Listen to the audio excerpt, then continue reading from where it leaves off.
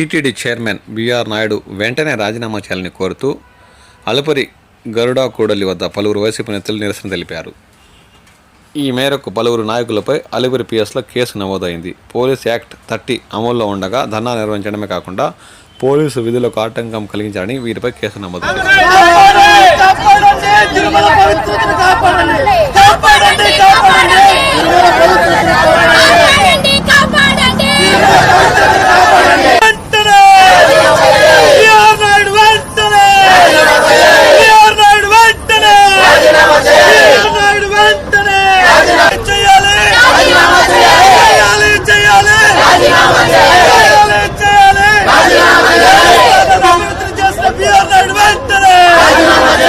పవిత్ర పుణ్యక్షేత్రం తిరుమల తిరుపతి దేవస్థానం చైర్మన్ గా ఉన్నటువంటి